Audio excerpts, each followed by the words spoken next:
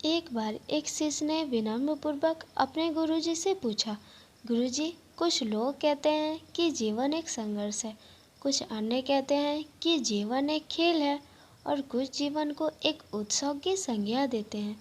इसमें से कौन सही है? गुरुजी ने बड़े ही प्यार से उत्तर दिया, पुत्र, जिन्हें गुरु नहीं मिला उनके लिए उनका जीवन एक संघर्ष है, जिन्हें गुरु मिल गया उनका जीवन एक खेल है, और जो लोग गुरु द्वारा बताए गए मार्ग पर चलने लगे वे ही अपने जीवन को उत्सव का नाम दे पाते हैं।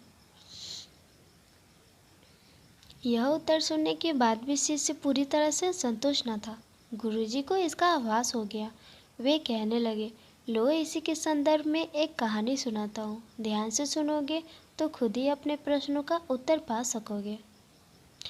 एक बार की बात है, किसी गुरुकुल में 3 शिष्यों ने अपना अध्ययन पूरा करने के बाद गुरुजी से यह पूछा कि आपको गुरु दक्षिणा में क्या चाहिए। गुरुजी पहले तो मन मन मुस्कुराए और फिर बड़े ही स्नेहपूर्वक से कहने लगे, मुझे तुमसे गुरु दक्षिणा में एक थैला भर की सूखी पत्तियाँ चाहिए, ला सकोगे? वे तीनों मन ही मन बहुत प्रसन्न हुए, क्योंकि उन्हें लगा कि वे बड़े ही आसानी से अपने गुरुजी की इस शिक्षा को पूरा कर पाएंगे। सूखी पत्तियाँ तो जंगल में बिखरी ही रहती है। वे तीनों एक ही साथ बोले, जी गुरुजी, जैसे आपकी आज्ञा। अब वे तीनों शिष्य चलते चलते एक जंगल में पहुंच चुके थे, लेकिन यह देखकर कि वहां पर तो सूखी पत्तियां केवल एक मुट्ठी भरी थी, उनके आश्चर्य का ठिकाना न रहा। वे सोच में पड़ गए कि आखिर जंगल में कौन सूखी पत्तियां उठाकर ले गया होगा। इतने में ही उन्हें दूर से आता हुआ एक किसान दिखाई दिया। वे उनके पास पहुंचकर उनसे विनम्रपूर्वक याचना करने लगे कि उन्हें केवल एक थैला भरी सूखी पत्तियां दे दे।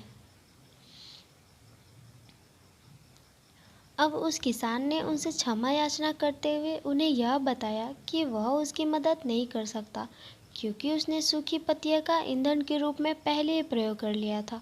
अब वे तीनों पास ही के बसे एक गांव की ओर इस आशा में बढ़ने लगे कि हो सकता है वहां उस गांव में उनकी कोई सहायता कर सके।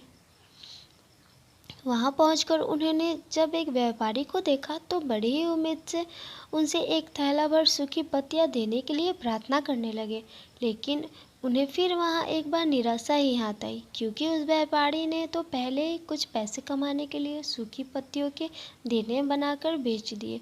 लेकिन उस व्यापारी ने उन्हें एक बूढ़ी माँ का पता बताया जो सूखी पत्तियां एकत्रित किया करती थी, पर भाग ने यहाँ पर भी उनका साथ नहीं दिया, क्योंकि वह बूढ़ी माँ तो उन पत्तियों को अलग अलग करके कई प्रकार की औषधियाँ बनाया करती थी।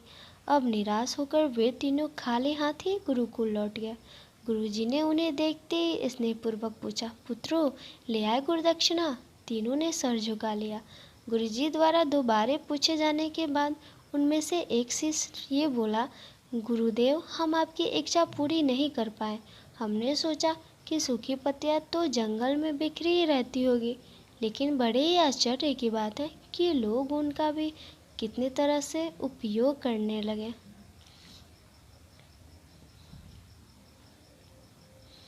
गुरुजी फिर पहले की तरह मुस्कुराते हुए प्रेमपूर्वक बोले, निराश क्यों होते हो? प्रसन्न हो जाओ, और यही ज्ञान की सूखी पत्तियां भी आजकल व्यर्थ नहीं जाती, उनके भी कई उपयोग किया जाता है। मुझे गुरुदक्षिणा के रूप में कुछ नहीं चाहिए। तीनों शिष्य गुरुजी को प्रणाम करके खुशी खुशी अपने घर की ओर चल दिए। वह शिष्य जो गुरु की कहानी बड़े ही भाव से सुन रहा था, अचानक उसे उत्साह से बोला, गुरुजी, अब मुझे अच्छी तरह से ये पता हो गया कि आप क्या कहना चाहते हैं। आपका संकेत यही है ना कि जब एक सूखी पत्तियां भी बेकार नहीं है, तो फिर हम कैसे किसी भी वस्तु या व्यक्ति को छोटा या मतहीन मानकर उनका तिरस्कार कर सकते हैं। चींटी से लेकर हाथी तक, सुई से लेकर तलवार तक, सभी का अपना अपना महत्व होता है। गुरुजी भी तुरंत ही बोले, हाँ पुत्र, मेरे कहने का यही मतलब है कि हम जब भी किसी से मिलें तो उसे मान सम्मान देने का भरपूर साहस रखें, ताकि आपस में स्नेह, सद्भावना, सहानुभूति और प्यार बना रहे और हमारा जीवन संघर्ष के बजाय उत्सव बन सके। यदि जीवन को एक खेल ही माना जाए तो बेहतर यही होगा कि हम स्वस्थ एक शांत प्रतियोगिता में ही भाग ले सके, अपने तथा निर्माण को ऊंचाई के शिखर पर ले जाने का अथक प्रयास करें। अब शिष्य पूरी तरह से संतुष्ट हो चुका था।